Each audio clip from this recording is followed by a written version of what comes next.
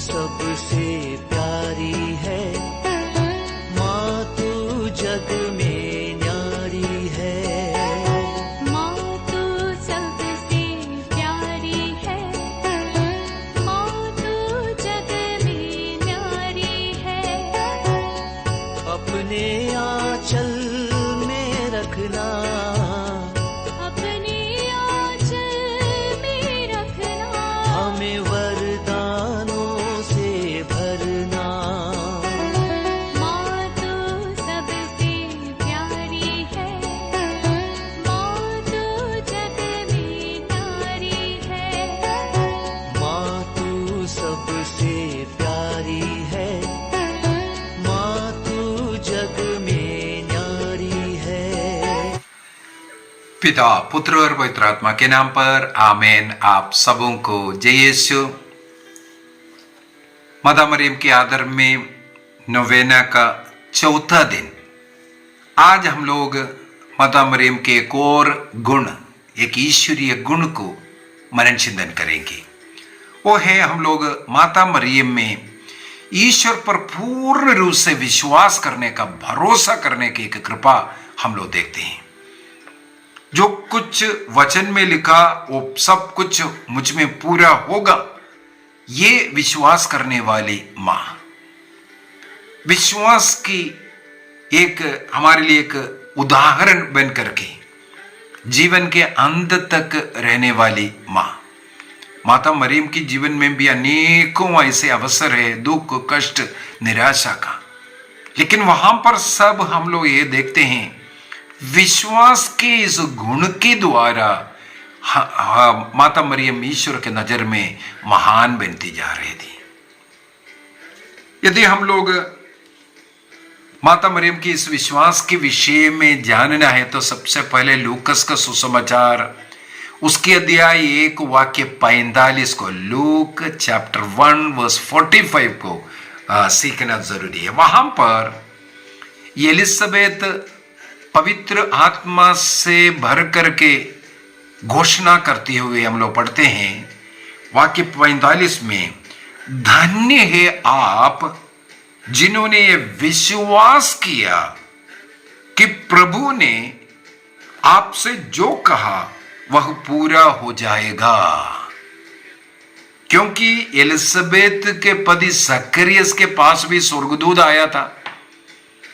उनकी पत्नी बुजुर्ग अवस्था में, बुढ़ापे में जो बांझ कहलाते, वो जो स्त्री गर्भवती होगी कर करके जब सुनाया, संदेश सुनाया, जकरिया अनेकों वर्षों से एक बच्चे के इंतजार कर रहा है। हो सकता है नाना प्रकार का इलाज किया, प्रार्थना किया, स्वयं पुरोहित हो करके प्रभु का सेवा कर रहा है, तब अनेकों बार संतान के लिए प्रार्थना भी किया होगा।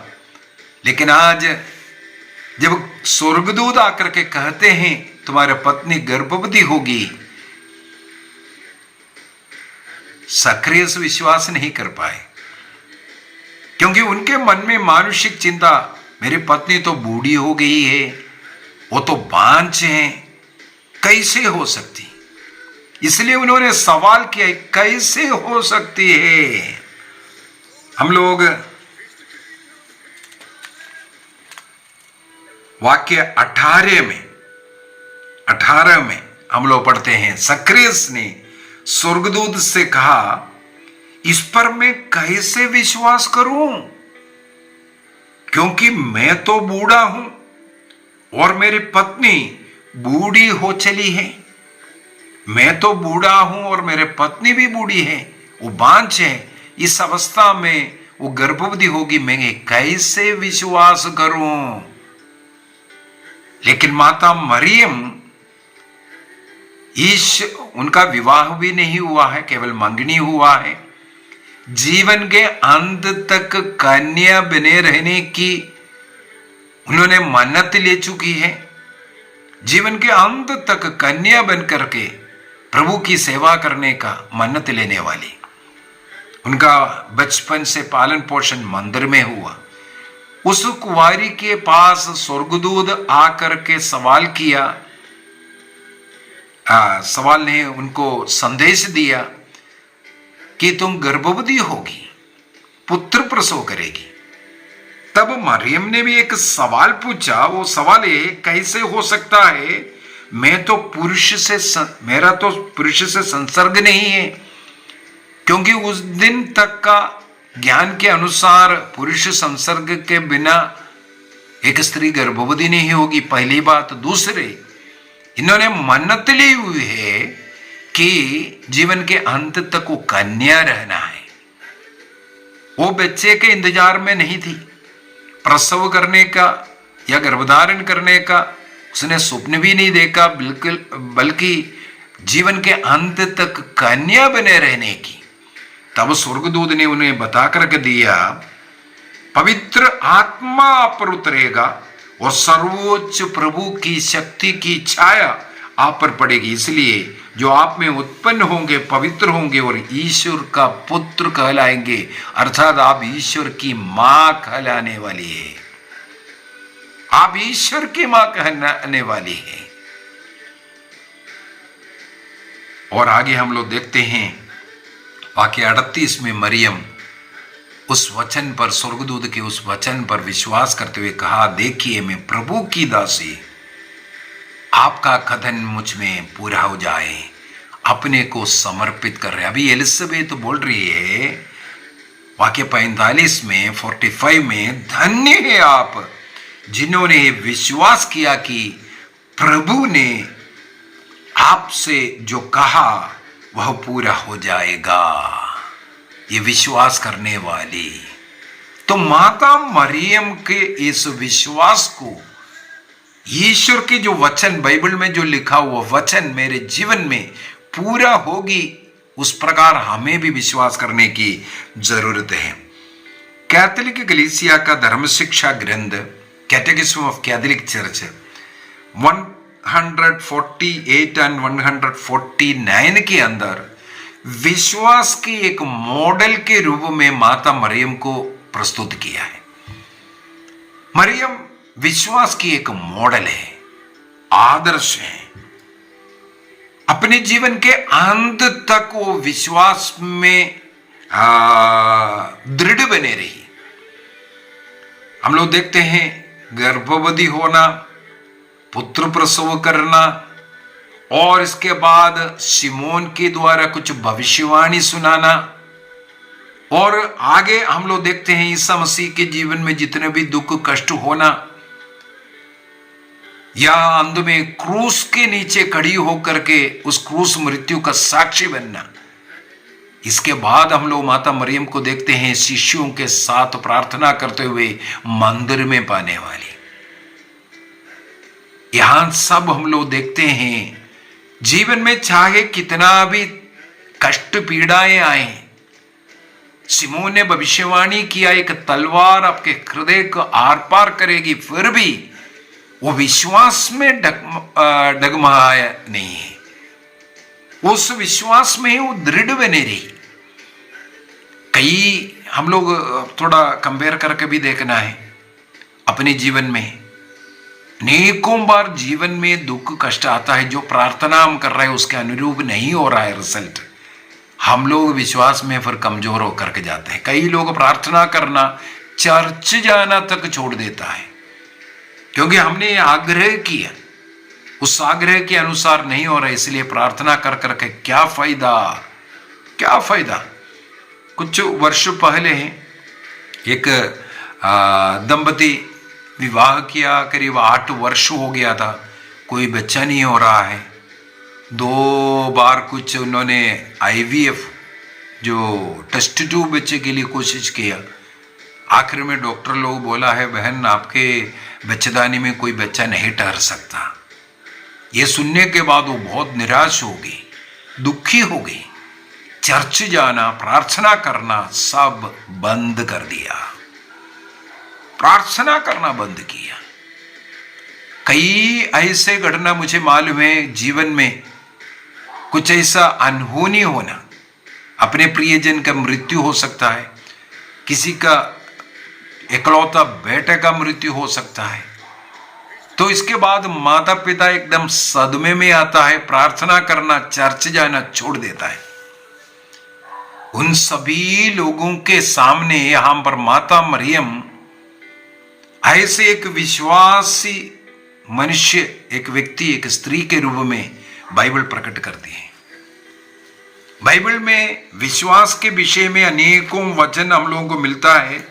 मैं सबसे पहले इब्रानियों का पत्र दिया है 11 वाक्य 1 में एक विश्वास क्या है इसके विषय में जो बता कर दे रहा है। Hebrews chapter 11 verse 1, विश्वास उन बातों की स्थिर प्रतीक्षा है। विश्वास उन बातों की स्थिर प्रतीक्षा है जिनकी हम आशा करते हैं और उन वस्तुओं का अस्तित्व के विषय में दृढ़ धारणा है जिन्हें हम नहीं देखते हैं। उदाहरण के लिए ईश्वर, हमें एक दृढ़ धारणा है ईश्वर है, ईश्वर है। इसलिए यहां वाक्य 6 के अंदर यह लिखा हुआ है, विश्वास के अभाव में कोई ईश्वर का कृपा पात्र नहीं बन सकता। और आगे लिखा है, जो ईश्वर के निकट पहुंचना चाहता है उसे विश्वास करना है कि ईश्वर है। सबसे पहले ईश्वर है करके एक विश्वास, ईश्वर को हम ना देख रहा है फिर भी हमें एक विश्वास होना जरूरी है। इसके बाद आगे क्या बोलता है, इस विश्वास के अभाव में हम ईश्वर के कृपा पात्र नहीं बन सकता, ईश्वर की आशीषों से नहीं बढ़ सकता। तो इस पवित्र बाइबल में लिखा हुआ वचन मेरे लिए है, ये मुझ में पूरा होगा, ये हमें विश्वास करने की जरूरत है। अभी अब्राहम के विश्वास के विषय में यदि हम रोमियो का पत्र दिया है 4 को पढ़े, बहुत ही सुंदर है। यहां इब्रानियों का पत्र दिया है 11 के अंदर भी वाक्य 19 में, Hebrews chapter 11 verse 19 में हम लोग इस प्रकार पढ़ते हैं, इब्राहिम का विचार यह था कि ईश्वर मृतकों को भी जिला सकता है, इसलिए अपने पुत्र का बलि अर्पित करने में उन्हें कोई प्रॉब्लम नहीं होना, क्योंकि उस ईश्वर में वो विश्वास करता है जो ना कुछ से सब कुछ की सृष्टि किया है। वो मृतकों को भी जिला सकता है, इसलिए अपने पुत्र को वो बलि अर्पित करने के लिए तैयार हो गया। अब हम लोग रोमियो का पत्र उसके अध्याय 4 को भी थोड़ा सा पढ़ लेते हैं। वहां पर भी एक बहुत सुंदर वचन लिखा हुआ है, रोमन्स चैप्टर 4 उसका वाक्य 18 में डायरेक्ट जाते हैं। रोमन्स चैप्टर 4:18 वहां पर लिखा है, इब्राहिम ने निराशाजनक परिस्थिति में भी आशा रखकर विश्वास किया। निराशाजनक अवस्था था, वहां पर वो आशा रख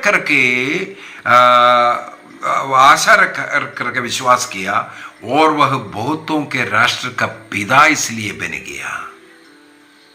निराशाजनक अवस्था हर एक व्यक्ति के जीवन में आ सकता है। तो यहां पर अब्राहम ने हम लोगों के लिए एक उदाहरण प्रस्तुत किया। यदि वाक्य 17 को, इसे पूर्व का वचन को भी थोड़ा पढ़े, वहां पर इब्राहिम की दृष्टि, ईश्वर की दृष्टि में इब्राहिम हमारे पिता है। हम लोग विश्वासियों की पिता इसलिए कहते हैं उन्हें। उन्होंने उस ईश्वर में विश्वास किया, उस ईश्वर में अब्राहम ने विश्वास किया जो मृतकों को पुनर्जीवित करता है और जो नहीं है उसे भी अस्तित्व में लाता है। इस प्रकार का विश्वास था अब्राहम का, इसलिए अब्राहम का उस विश्वास उसे उसका पुत्र लौटाया और हमारे लिए अब्राहम विश्वासियों का पिता बन गया है। और आगे चल करके वाक्य 20 को भी पढ़ेंगे, रोमन्स चैप्टर 4:20 वहां पर क्या पढ़ते हैं,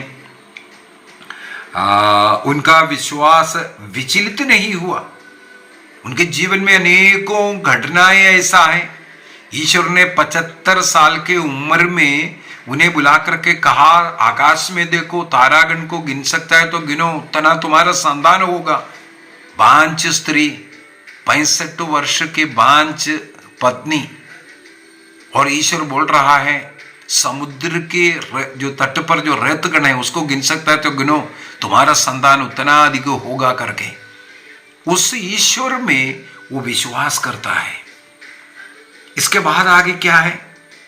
जीवन में अनेकों ऐसा अवसर हुआ, वर्ष बीतते जा रहा है, एक भी बच्चा नहीं हो रहा है, तभी वो निराश नहीं हो रहा है, बल्कि विश्वास करते जा रहा है। उन्हें ईश्वर की प्रतिज्ञा पर संदेह नहीं हुआ, बल्कि उन्होंने अपने विश्वास की दृढ़ता द्वारा ईश्वर का सम्मान किया। माता मरियम ने भी, देख मैं प्रभु की दासी, तेरा कदन मुझ में पूरा हो बोल करके, वो जो फियात कल के क्लास में, परसों के क्लास में हम लोगों ने उसके ऊपर मनन चिंतन किया था, यस कह करके ईश्वर का सम्मान किया, ईश्वर का सम्मान किया। अर्थात ईश्वर में विश्वास करने वाले लोग ईश्वर का सम्मान करता है। माता मरियम के इस प्रकार का जो विश्वास, चाहे स्वर्गदूत के संदेश के समय पर हो या अन्य जो दुख कष्ट उनके जीवन में आया, प्रभु ईसा मसीह का मृत्यु हो, उनका कष्ट पीड़ा, चाहे किसी भी समय पर हम लोग देखो, ईश्वर पर पूर्ण भरोसा, उनके वचन पर पूर्ण भरोसा करते हुए मरियम ने अपनी जीवन जिया। केवल आनंद के समय पर, कुछ पाने के समय पर नहीं। जब नहीं पाया, अपने उम्मीद के अनुसार, अपनी आशा के अनुसार नहीं हो रहा है, हमारे जीवन की सफलता के समय ही नहीं बल्कि पराजय के समय पर भी, हमारे जीवन में अच्छे ताकत है, सब कुछ सकुशल है, वो केवल उसी समय पर भी नहीं, लेकिन जब हताश, निराश होना, बीमार होना, ऐसे अवसर में भी जो हम मांगा वो हमें प्राप्त हुआ, इस कारण नहीं, मांगा लेकिन नहीं मिला, उसके लिए भी धन्यवाद देने वाली, धीर बने रहने वाली के रूप में हम माता मरियम को देखते हैं। कैटेकिज्म ऑफ कैथोलिक चर्च, कैथोलिक कलीसिया का धर्म शिक्षा ग्रंथ 506 में ये लिखा हुआ है, 506 के अंदर, मुझे बहुत अच्छा लगा। माता मरियम जीवन के अंत तक इसलिए कन्या रही, ना गर्भधारण के समय पर, ना पुत्र प्रसव के समय पर उनके वर्जिनिटी भंग नहीं हुआ, कन्यत्व भंग नहीं हुआ। इसका कारण है ईश्वर पर उनका अटल विश्वास। उनके उस विश्वास के कारण वो जीवन के अंत तक कन्या रही। वो अविश्वास के में रह करके, अविश्वासी बन करके वो अपवित्र नहीं हुई। तो माता मरियम का ये जो विश्वास का वो जो गुण है, ईश्वरीय गुण माता मरियम में हम लोग पाते हैं, हमें भी अपनाने का यह समय है।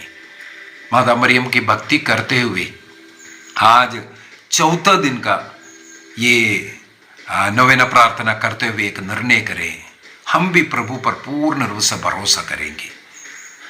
हमें जो कुछ मिले या ना मिले, मेरा प्रभु मेरे जीवन के सारे जरूरतों को पूरा करेगा, ये हमें बार बार बोलना है।